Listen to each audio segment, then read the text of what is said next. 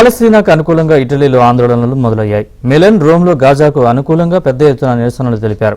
సుమారు 10,000 మంది రహదారిపైకి వచ్చి ఆందోళనలు చేయడంతో ఉద్రిక్తంగా మారింది. పలువురు నిరసనకారులు, పోలీసుల మధ్య వాగ్వాదం జరిగింది. పరిస్థితి అదుపు తప్పడంతో పోలీసులు టియర్ గ్యాస్ ప్రయోగించారు. దీంతో పోలీసులపై నిరసనకారులు రాళ్లు, కర్రలు విసిరారు. 60 మంది పోలీసులకు తీవ్ర గాయాలు కావడంతో ఆసుపత్రికి తరలించినట్లు అధికారులు తెలిపారు.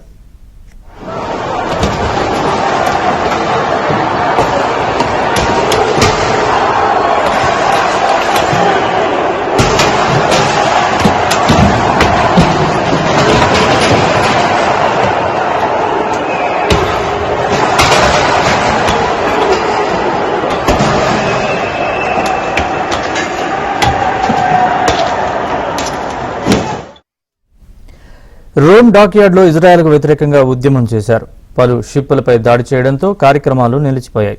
ఇటలీ ప్రభుత్వం ఇజ్రాయెల్పై ఒత్తిడి తీసుకురావడంతో పాటు పాలస్తీనా ప్రజల్ని రక్షించాలంటూ నిరసనకారులు డిమాండ్ చేశారు. ఇదిలా ఉంటే రోమ్, మిలన్లో జరిగిన ఆందోళనలపై ఇటలీ ప్రధాని మెలోనీ ఆగ్రహం వ్యక్తం చేశారు. ప్రజలు ప్రభుత్వ ఆస్తుల్ని ధ్వంసం చేయడం సరైన పద్ధతి కాదని హితవు పలికారు.